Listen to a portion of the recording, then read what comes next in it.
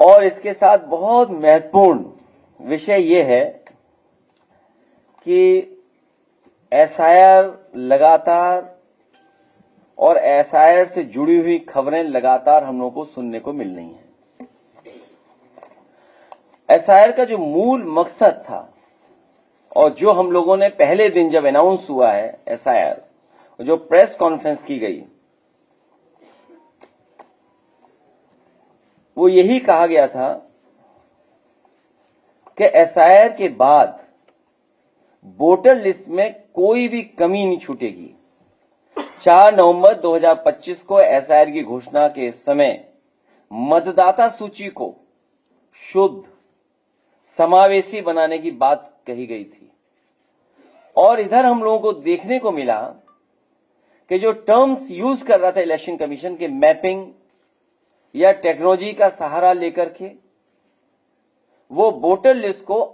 एकदम ठीक बनाएंगे और कोई भी वोटर छूटेगा नहीं। लेकिन देखने को मिल रहा है, मैं एक ओवरऑल केवल एक कॉन्स्टिट्यूंसी का बताना चाहता हूं, ओवरऑल एक कॉन्स्टिट्यूंसी का केवल अभी अगर एक कॉन्स्टिट्यूंसी में ये चीजें देखने को मिल रही हैं तो सोचिए पूरे प्रदेश में, और जिस तरह की तैयारी है इनकी अधिकारियों के माध्यम से, क्योंकि सरकार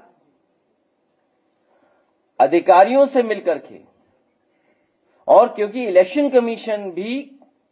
निष्पक्ष नहीं है, जो कॉन्स्टिट्यूशनल बॉडी है उसकी जिम्मेदारी बनती है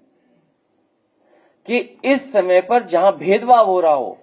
जहां कई बार ऐसी घटनाएं मिल रही जहां पर सरकार अपनी मनमर्जी से काम करा लेती है। और फिर जब बाई इलेक्शन में हम लोगों ने देखा था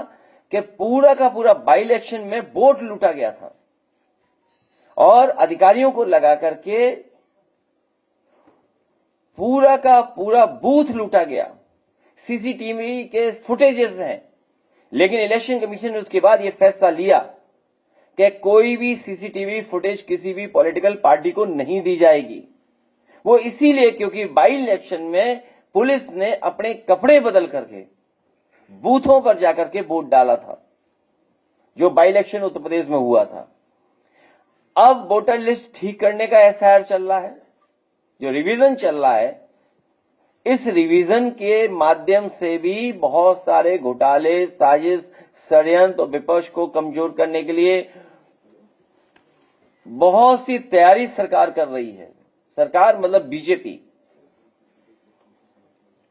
समय बढ़ाना इसका मतलब पूरी तैयारी नहीं थी, फिर समय बढ़ाना इसका मतलब बिल्कुल तैयार नहीं थे। आखिर कौन सी टेक्नोलॉजी इस्तेमाल करें, कौन टेक्निकल लोग हैं जो उनका साथ दे रहे हैं इलेक्शन कमीशन का। कम से कम पहली मांग हमारी होगी कि समाजवादी पार्टी को जो जानकारी इलेक्शन कमीशन से समय समय पर मिली थी कि हम बीएलए को ट्रेन करेंगे, बीएलए की जो ट्रेनिंग कराई थी वो हम और आप सब लोग जानते हैं, बीएलओ की जान चली गई, न जाने कितने बीएलओ की जान गई और जान जाने में मदद किसी ने नहीं की।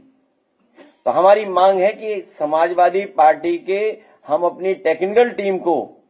इलेक्शन कमीशन से कहेंगे कि उन्हें भी समझाइए कि आखिरकार ये क्या हो रहा है, वोटर लिस्ट में कैसे क्या कर रहे हैं।